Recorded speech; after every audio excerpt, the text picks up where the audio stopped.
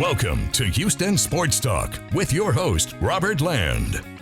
Thanks for checking into the best Houston sports podcast, part of the National Bleav Network. And the basketball vibes are amazing in H-Town right now. Back with me to talk about the Red Hot Rockets and the Houston Cougars in their 7th Final Four is proud Coug alum and co-host of the NBA Draft podcast, Upside Swings. It's Cooper Klein. And where do we start, man? As we record Monday afternoon, Coop, the Rockets have won 12 of 13. And with 7 games left, wow, they've got a 2-game lead on the 2 spot in a loaded Western Conference.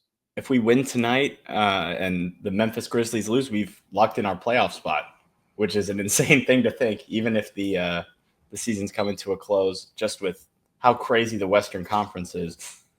Having a 2-game lead on this spot for where we were in the season, you know, we've had some ups and downs, but this is just so exciting. The Grizzlies are in free fall, just fired their coach and struggle versus playoff teams. And what's good for the Rockets, Coop, is Golden State, 1 game behind them.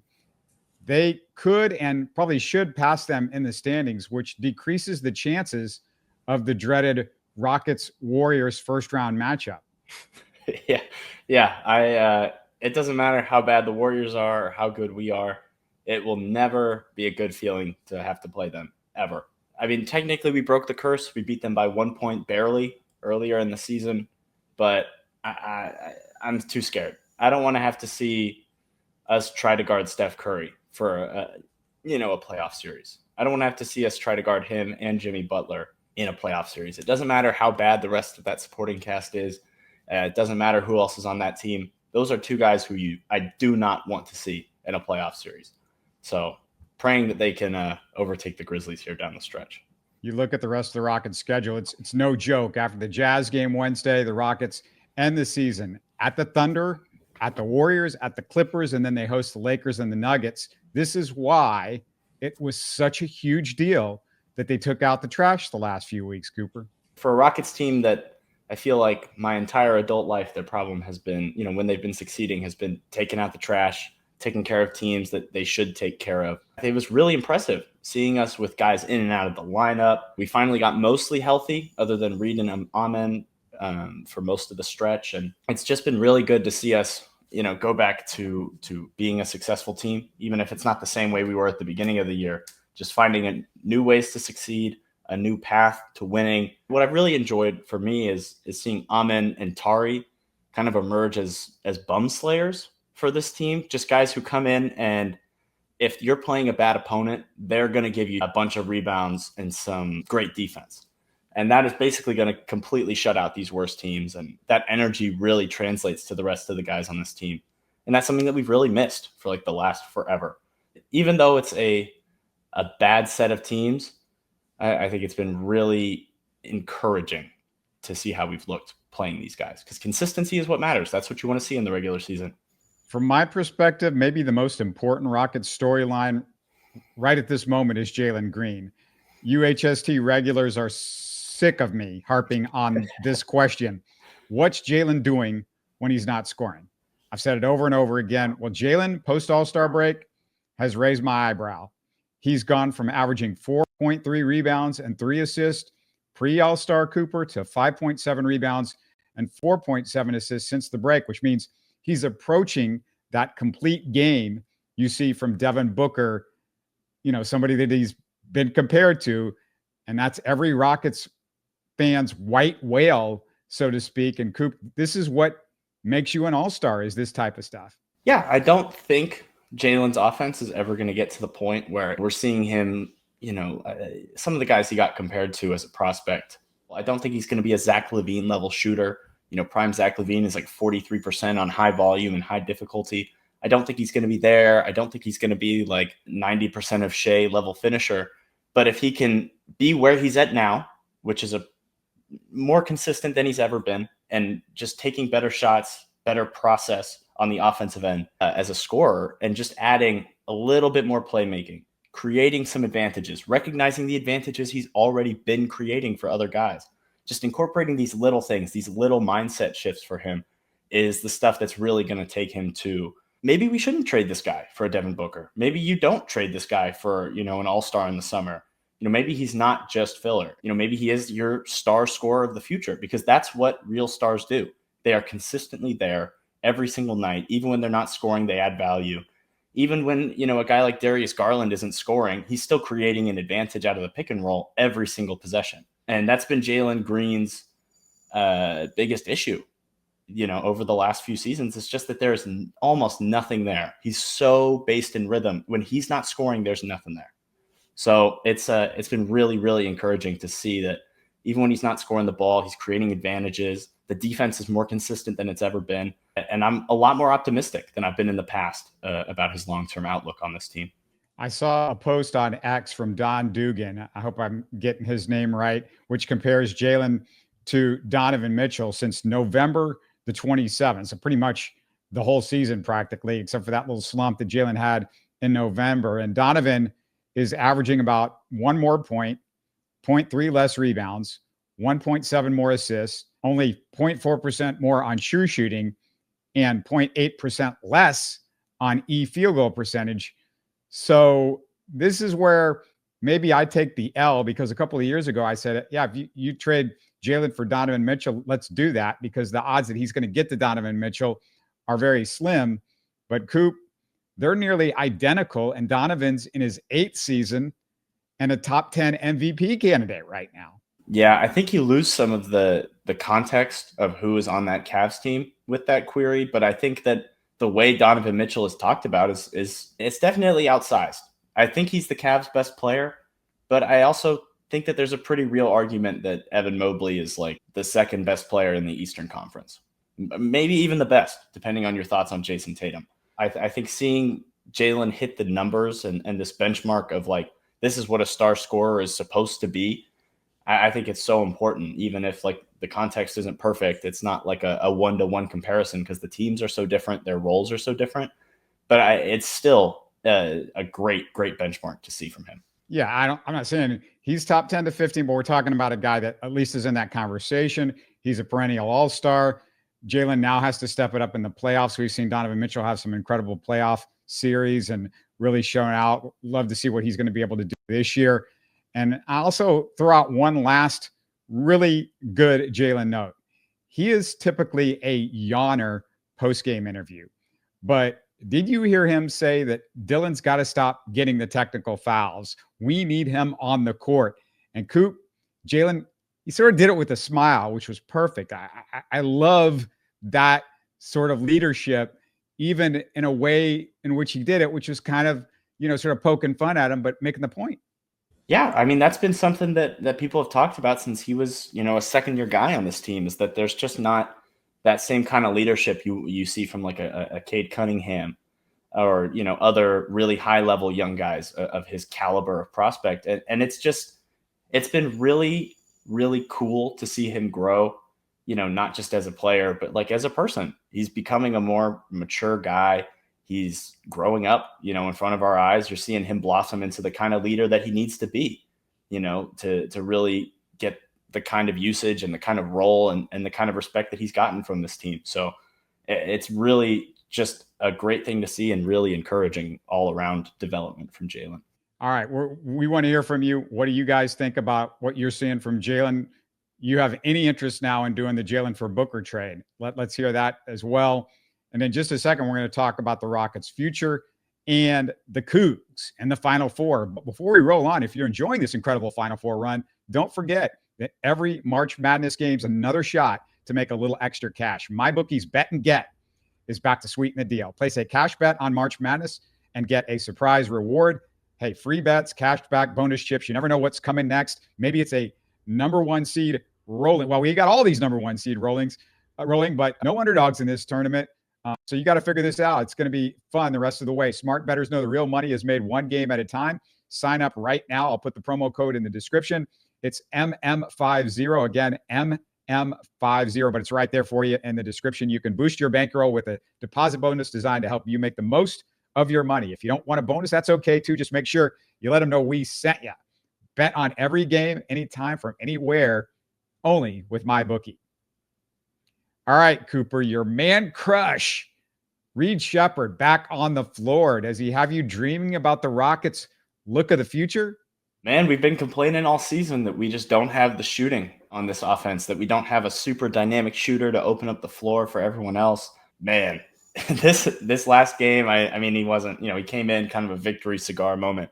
But when he is aggressive and he's assertive and he's confident, he's a completely different guy than when he started the season. Playing 10 minutes a night, and he just looked so passive and he couldn't hit the backside of a barn. Combined with the OKC game, it's really just such an inspiring, look for the future. Just a guy who fits so perfectly with this core, who you can come in, he can run a little bit of basic offense, a little bit of this, a little bit of that, but he can also play off ball, takes high quality looks, gets high quality looks for other guys, can make real passes out of the pick and roll. Every single thing you need, can score from the mid range, can score from three. We have so many rim pressure guys on this team that we just need somebody who can draw the world's hardest closeout. And I think that that's going to be Reed Sheppard. He's showing us the guy who he was in college again. His process has always been good, but it finally just looks like he's remembered. They drafted me 3rd overall. I deserve to be on this team. I'm an NBA player, and there's nothing you can do. It doesn't matter how many shots I miss. It doesn't matter what happens. I deserve to be on this floor. And that's exactly what we wanted to see from him.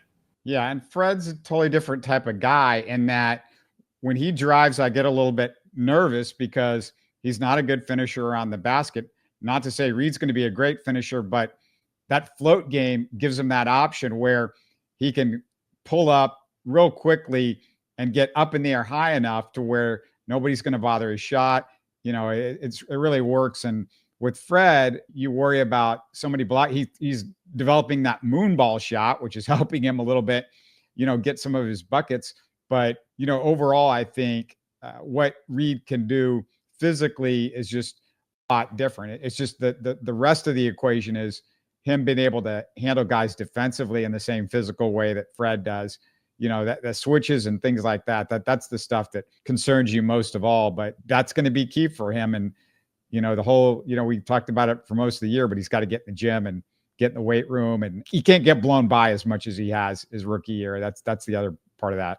Yeah, I'd like to see them really work on strengthening just like his quick twitch muscles in his legs. I think that's his biggest issue, is that his feet are just so slow. And that's why he gets beat at the point of attack. But he's such a good off-ball defender because he sees the game really well. He can shoot passing lanes. He can make great rotations. He does all the stuff you want from a wing, but he's guard size, which means he has to play point of attack to some degree. And he really just looks like he's half a step slow. He has since college. He's never really been like a great stopper. But I think if he can put on a little bit of weight, add some more lower body, quick twitch movement stuff like a certain Cougar that we might talk about here in a minute, I think he could really become like a starter level guy on this team, even if he's not in the starting lineup. Although I do suspect that his shooting is eventually going to be so valuable that they're going to just have to start him. His feet have got to be as quick as his hands. That's the key, isn't it? That's the best way to put it, because his hands are extraordinarily quick.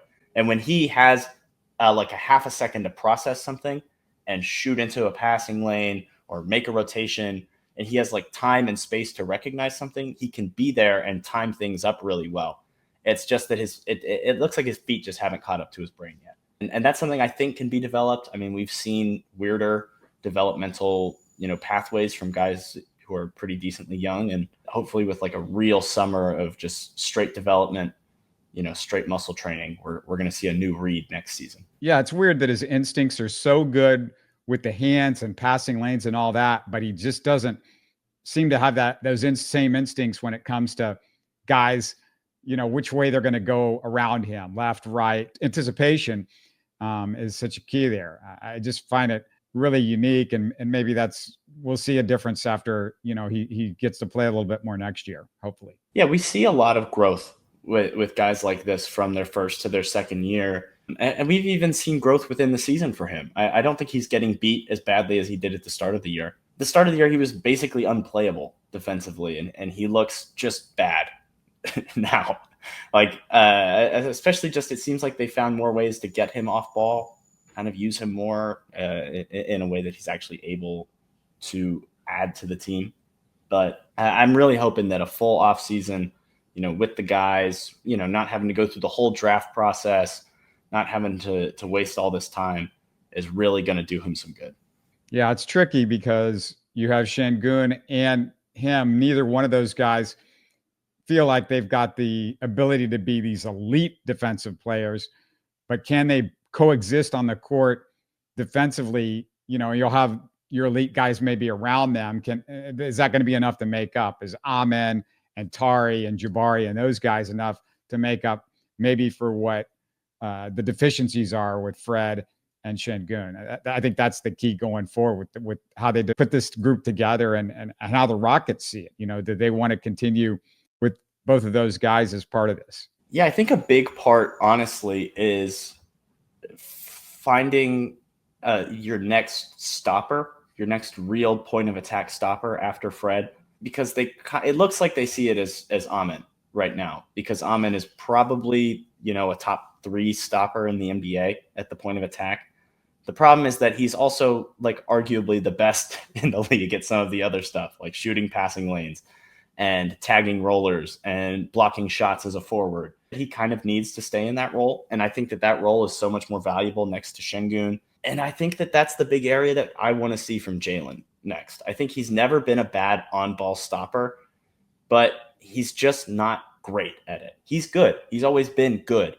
But I think if Jalen can become near lockdown at the point of attack, use that athleticism to really put pressure on guys, work on, his instincts, I think that unlocks a brand new ceiling for this team defensively, because he's just not that helpful as a rotational guy. He's not great at tagging the roll man. He's not really great at playing at the nail because he's so skinny. He doesn't really do much. And then he's not great as rotating and contesting around the rim, even though he has a ton of vertical athleticism, just because he's so small and he doesn't have the best hand-eye coordination to be like Tari and Amen and Jabari blocking shots all around the rim, despite being a little undersized. And he's just not that kind of athlete. But if you can put him on the ball and use him as your on-ball stopper, or, your second on-ball stopper, and then you move Reed more off-ball, more to a secondary role, I think that's a brand new ceiling for this team, and it completely changes the defensive trajectory long-term of this core. Let's go from the Rockets' future to the current Cougs. They dominate Tennessee, punching their ticket to the Final Four. Before we get to the Vols, Coop, how about that inbounds play against Purdue? How special was that? Yeah, they've been practicing it for the last few days in practice, apparently. I mean, that was picture perfect. They could not have run this play at the beginning of the year. I'm not going to lie. Milos would not have had the confidence to pull it off. JoJo would not have had the ball skills to not travel or put the ball directly or time it well.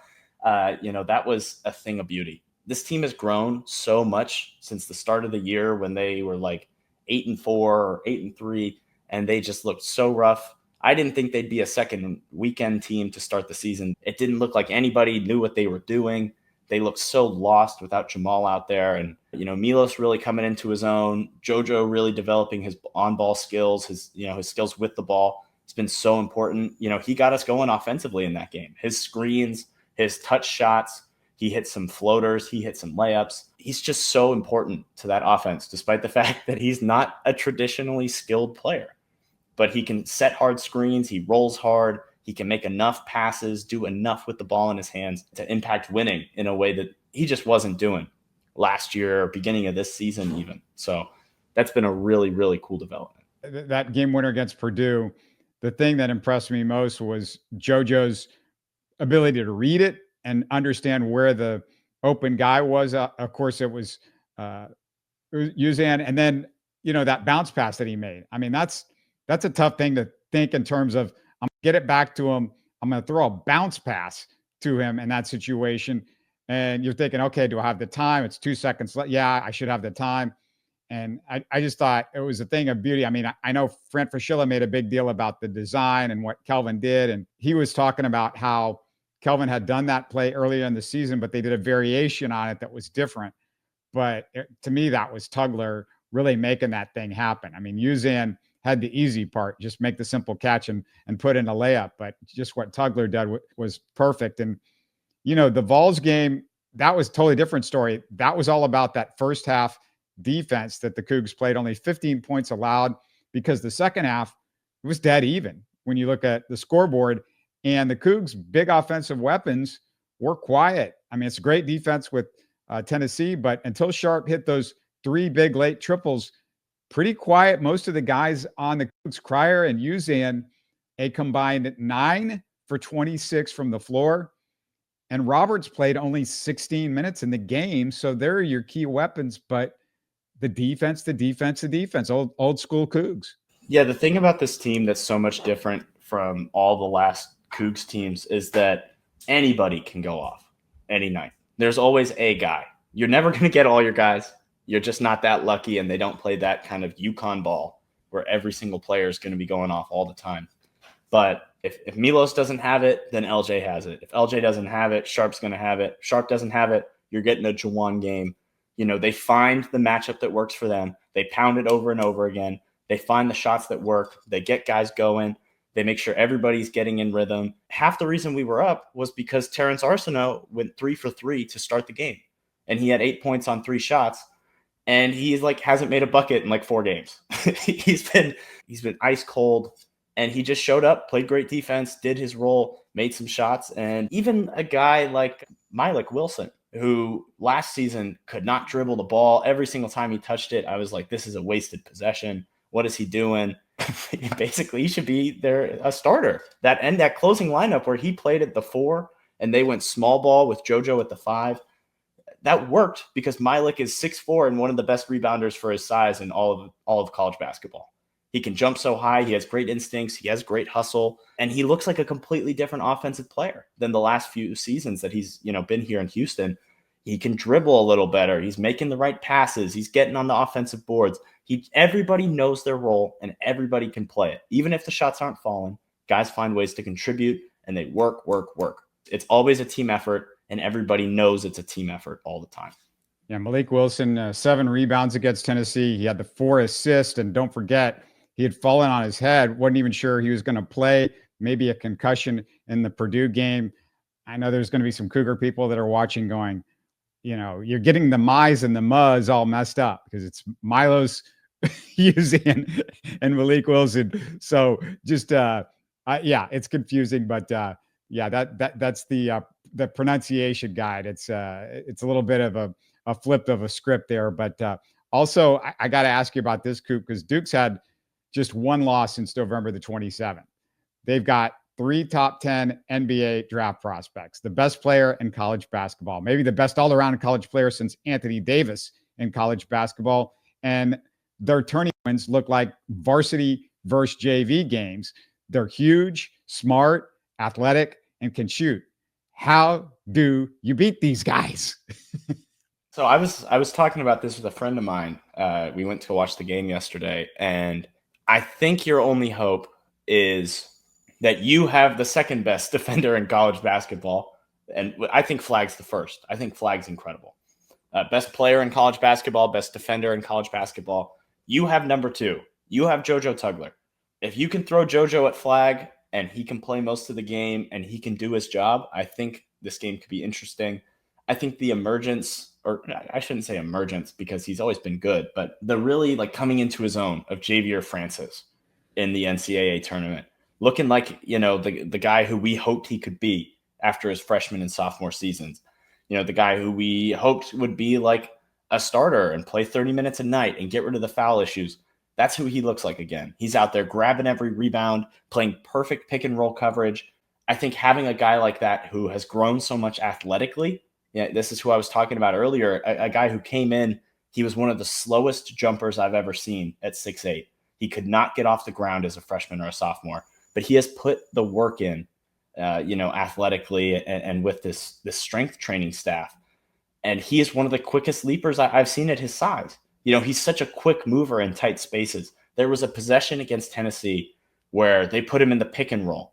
I think it was him and it might have been Malik. He was in a back pedal containing the ball handler. He takes away the shot and he goes, I think it was Zakai, throws a lob to one of their big men, and Javier perfectly jumps backwards to block the shot out of the air. That was not something he could have done. as a freshman or sophomore, probably even last year. He is a completely different athlete, and he just looks so special. A guy like that, I think he matches up really well against Maluak. They're 7-2 big in the front court. A guy who, takes away a lot of really easy interior shots. The Cougs don't really live off of easy interior shots. They get tough shots. They get threes. They get post-ups. They draw doubles. It's a lot about the passing and the creating of advantages, not just getting easy layups at the rim. So I'm not as worried about the Duke defense as some are. I'm really just worried about their backcourt size because they are huge. I don't think they start anybody shorter than 6'6". Proctor's 6'6". Knippel's 6'6". That team is absurdly big. But your big hope is just that your guys are tougher. Your guys have more experience. Your guys can all shoot it. And if you're putting them through that, their bench isn't as deep. They don't have guys like Malik who can go out there and rebound. You have a secret weapon in your small ball lineup where you have 4 guys who can shoot and a guy in JoJo who can truly just man the middle and stop anything from going into the basket if he really wants to. It's a scary game. I'm not sweating it as much as I, think so, because I do think Duke is the best team in the country. That's backed up by the numbers. A really interesting post from @Matt Norlander on Twitter. The 10 best KenPom teams ever, going back to 96, 97. All 4 of the Final 4 are on this list. This year's Duke team is number 2 all-time in KenPom. This year's Houston team, number 6 all-time in KenPom. They're better than last year's UConn team. And then Florida and Auburn are 8 and 10. It's kind of been talked to death. Oh, this year's so chalk. Oh, it's so whatever. If one of these teams was around last season or the year before, that would have been a special year. But this year really has just been so great for good college basketball teams. So, I'm not sweating it if we lose to Duke. They're all-time great. They have an all-time great player. I think Flagg is the best player since AD. But I would still like to kick their butts. Yeah, you just said it. The Cougs, and I'm going to get more into this in a second. The Cougars, not the best luck when they got to the Final Four to have, one of these incredible seasons with this great roster. But this Final Four is just elite of the elite that we've seen. You mentioned Tugler. You sort of said it briefly. I'm going to put an emphasis on it. He's got to stay out of foul trouble. That's one of my huge keys for this game. The other one, okay, I think Cryer is going to have a hard time getting a shot off against Duke's length. So they need a big game from Uzan. And my key guy, more than anyone, is Sharp, because his range might give him the space that he needs to shoot over those big guys. Does that make sense to you? Is that sort of something that you feel like Sharp needs to have a big game? Yeah, this is, this moment was tailor-made for Sharp. Sharp's made for the big moments. He's always shown that he is. He's a tough player. This is a guy that you want closing your games. This is the guy you want taking the final shot to me. This is the kind of guy that you praise on your basketball team. So I think him and Uzan are going to have to show up. LJ really struggled last year against Duke, against Tyrese Proctor specifically, especially once Shed went down. He looked completely outclassed. He did not know how to handle that length. And he's grown. He's grown a lot. He is a much better player than he was last season, just because of the need for this team to get more ball handlers, get him to really develop his game. He looks like he has a lot more pace in the pick and roll. He is a lot more in control of the ball, where he wants to go, of just his own fate as a ball handler. And I think that he will struggle, but there's also a world where he's just bombing from deep and they can't stick with him because he's developed so much as a ball handler. And there's only so much you can do against. He creates a lot of space. He really does when he's taking step backs, when he's getting to his floater. As long as he's not taking spot ups and he's not taking, layups, he creates a lot of space for himself. Even if those shots aren't the best, even if they annoy me sometimes, there's a world where LJ is the one who really has to go off in this game, even if I expect it more from Sharp and Uzan. Another thing that is worth thinking about, because we're talking about the Rockets earlier, Rockets are going to the playoffs. Everybody's talking about their inexperience come the playoffs. Think about this for a second. LJ Cryer is 23. Jalen Green is 23. Wani Roberts is 23. Sengun is 22. Francis is 22. Jabari is 21. Uzan is 22. Amen is 22. So that gives you an idea of both the Cougars' experience and the Rockets' lack of experience. I'll also point out that in the 6 previous Coug Final Four appearances, they've lost to the national champion every single time. Check this out. They've lost twice against Kareem's UCLA Bruins. They lost to James Worthy and Michael Jordan's Tar Heels, Patrick Ewing's Hoyas. That's 4 times they lost to an all-time Pantheon college player. The other losses, the heartbreaking NC State disaster, and of course, to LJ Cryer's Baylor team. That's more, of course, Davion Mitchell and Jared Butler and that Baylor team, you can call it. But if you're thinking, hey, the Cougars, man, it just seems like they go up against these juggernauts and these all-time great players. I mean, Cooper Flagg, he might be one of these guys down the road. We might be talking about, I doubt he's going to be Kareem or Michael Jordan, but is he better than Patrick Ewing maybe one day? It's very possible. So, man, it's just, they've had some rough luck here, Cooper, when they get to the Final Four. They're not going up against the weak Final Four teams when they've got there over the last 50 years. That's some Houston luck. Houston sports luck for you right there. I do think there's a world where Flagg is top 2, top 3 player in the NBA. The fact that he is the best player easily on the best team in the country, a team that is the second best KenPom team of all time, that really speaks volumes for him. And he's doing it at 18. He was 17 for a large chunk of the season. We did a whole pod on Flagg. I think he's almost underrated with how good he is at this point. I don't think he's a Wembanyama level prospect, but he is the second best guy I've ever evaluated, above prospects like Cade, above guys like Mobley, Paolo, Chet. I do think he's better than all those guys pretty clearly. I'm not going to sweat it too much. If we lose to him, it's going to be really annoying coming all this way, getting all this excited. Obviously, I want to win, but when you're going up against a guy like that, who I truly believe is like destined to be a top 5 guy in the league one day, you're playing with house money at a certain point. So I'm excited to see the Cougs play like that. Yeah, it kind of reminds me, and you got to be an old man like me to remember this, but it reminds me of the Astros in '86 when they went up against that Mets team that was just so great everywhere and such an incredible, top to bottom pitching, starting pitching, relief pitching, all this stuff. And the Astros, they were a little bit of a Cinderella, but not really, because there was a ton of talent. They had a lot of good players on that team, a lot of great players on that team, but they ran up against a juggernaut, just a bad luck draw. And I kind of felt like the wrong playoff for them to win the whole thing against a team like that. And that sort of reminds me a little bit of what Duke is. I also point out that LJ Cryer, I mentioned him, and being on that Baylor team, Final Four experience. You think, oh, he's got some good Final Four experience. He only played 3 minutes in those 2 games. That's it. So that was his experience. And I'm guessing it was probably trash time. It wasn't like big minutes in those games, the 3 minutes that he did play. So not much from him. I want to ask you in just a second, Cooper, about, what your prediction is, but I want to remind everybody to let us know what you think about the Cougars, the Rockets, anything going on in Houston sports. Let me know in the YouTube comments. Don't forget, support us by subscribing on YouTube, giving us a thumbs up, and listen on the go with your favorite podcast app. So, Coop, what is your prediction? Cougs or Blue Devils?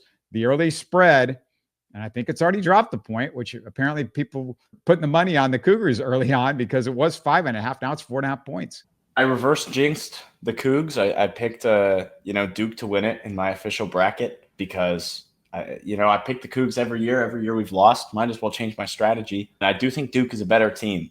But if there is a team that can come out and challenge them, get them out of their element, force them to play a different game than they've played all season, they have not seen a defense anything like what the Cougs have thrown at them, right? Their worst game of the tournament was against an Arizona team that, even though the Big 12 tournament game was kind of close, came down to the wire, I mean, Cougs destroyed them. Cougs, they had control of that game.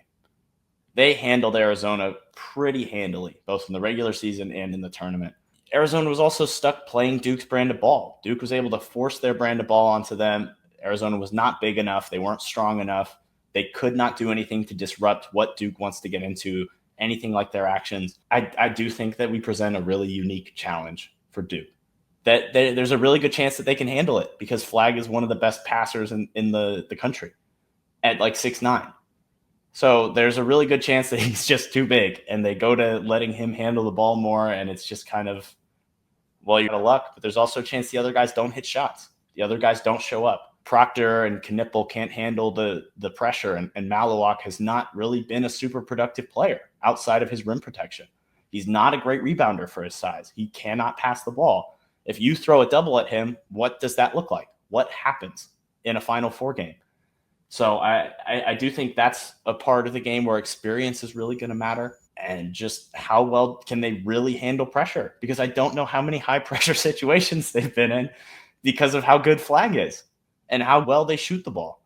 But if the Cougs can jam it up, the Cougs can slow them down, hit some big shots, what do they look like when there's really high pressure situation going on? And they can get into Flagg's handle. That's been the one area where he's like kind of been testy, is that his handle is not elite. It's hard to have an elite handle as a 6'9" guy. Doesn't matter how flexible you are. It doesn't matter how long your arms are. Doesn't matter how good your hand-eye coordination is. You know, you get JoJo, you get Milos, you get Malik's high-level hands onto the ball when he's handling it. They could force a lot of turnovers like they did in that Tennessee game, and it could be a really, really interesting game. You keep it close, 5 minutes left. It's just who makes shots. Doesn't matter who the bigger team is. Doesn't matter who the better team is. It's just who makes shots. I'm going Cougs. That's a long-winded way of saying go Cougs.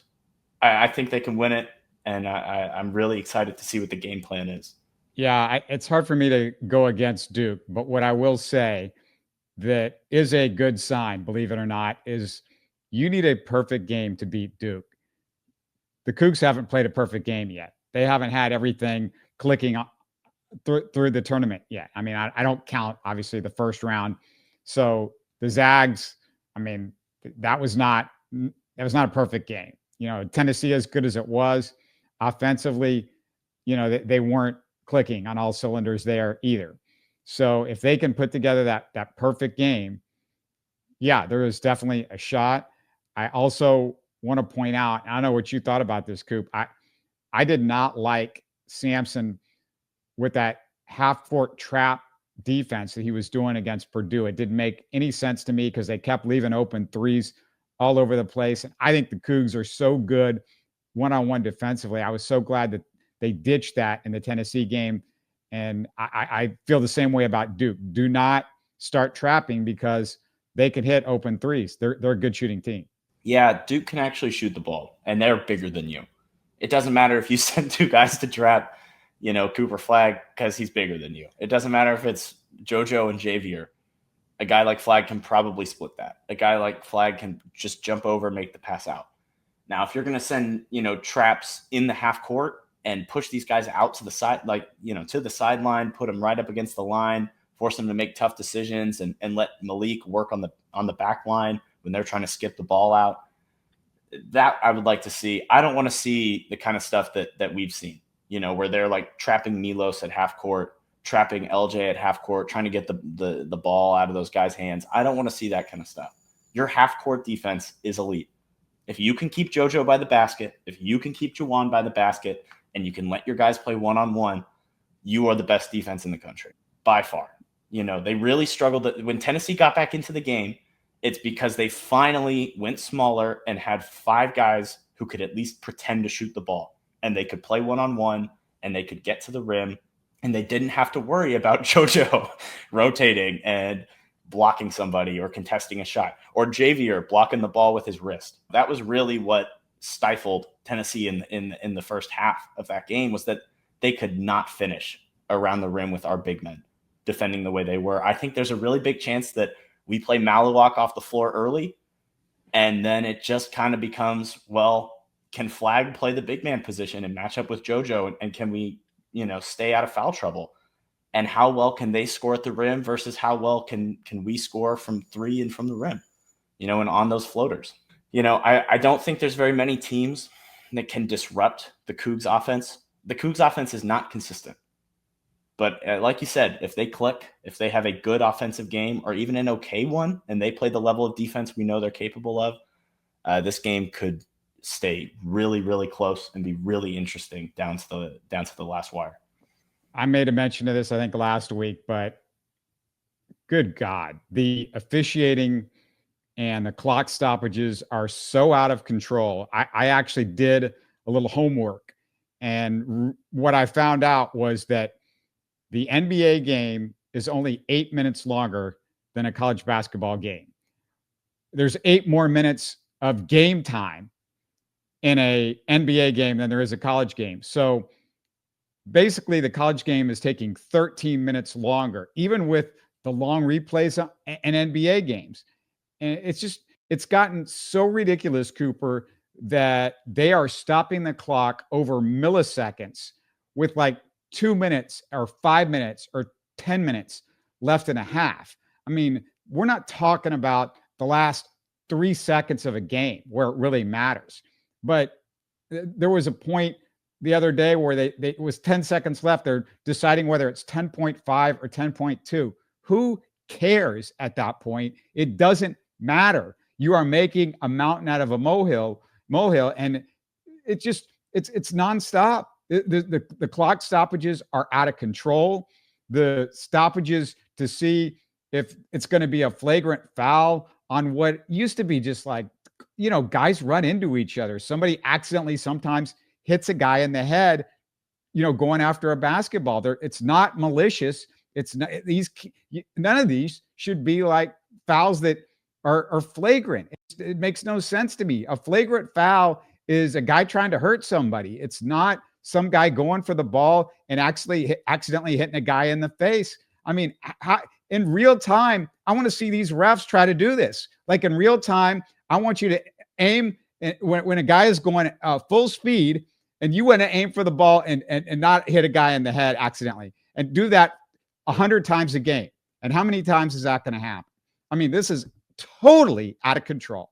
And it just angers me because if I'm a fan of college basketball, I'm not going to be a fan long if this is the way it is. If these games are basically like basketball interrupting the 20-minute breaks that we're having while the officiators sit there and look at a stupid monitor. Yeah, it drives me to madness. And there's almost no consistency with the calls made on either end. You cannot protect the rim if you're not 7 feet tall without getting just a call for jumping straight up and down. You cannot play vertical defense consistently throughout the game. It's really hard. If you're going to check everything and try and get everything right, then at least actually check everything and get it right. But there's like multiple times a game where it's like, oh, well, they missed a call there, so they can't go back and check it. There was a goaltend in that Tennessee game. They couldn't go back and check it because they didn't call it in real time. And it's like, well, if you're going to waste your time, you might as well waste your time and get it right. But they can't do And the Cougs either. have gotten their calls too. I mean, the Cougs, there's been several times. I am not upset that this is going up against the Cougs at all. I'm upset that this is like consistently stupid. Like there were multiple times in the Purdue game where the Cougs hit the ball out of bounds. It should have gone to Purdue. It didn't. One time the Cougs kind of gave it right back to them, so it didn't matter. But there were multiple cases where I saw in every single game. I mean, these officials, you're not going to correct everything. If you want to sit there and do that, we can take 30 hours to do a game if that's what you want to do. But if not, like if you don't want to spend 30 hours, then let's forget this. Like it matters late in games where there's milliseconds and stuff like that. It matters, if a guy punches somebody or if there's a fight, but otherwise I don't care. It's human beings, until we get computers that can do this, forget about it. Yeah, it's a nightmare. It really does ruin the viewing experience. And for a sport that people claim is so much better than NBA basketball to only be 8 minutes shorter on average is insane because the NBA is really annoying. The officiating is really annoying. But college ball, the officiating is out of control. Well, before I take up too much of your time, run you over your time, He's Ali_oop_coop on X. Make sure to listen to the Upside Swings podcast to prep yourself for the NBA draft. And this weekend, it's Cougars and Duke. I can't wait, man. I can't wait for this. Yeah, it's going to be all time. I know everyone's complaining. This Final Four is so boring. There's no upsets, blah, blah, blah. This is high-level basketball. This is the 4 best teams in the country, 4 historically good teams, all duking it out for the title. I couldn't be more excited. All good ball this weekend. So that other side of the bracket's no joke either. Auburn and Florida, they could win this whole thing too. I feel like it's up for grabs, even though Duke should be the favorite. But man, thanks for doing this. Really appreciate the time as always. Hey, thanks again for having me on. It's always a good time to talk Cougs. Always a good time to talk Rockets. Great time in Houston sports. So let's keep the good times rolling. You're listening to Houston Sports Talk. Hey, don't forget to support us by subscribing and commenting on YouTube. You can always listen to us on Spotify, Apple, or your favorite podcast app. Tell your friends about us and share our show links on social media. Spread the word, everybody. Thanks for listening.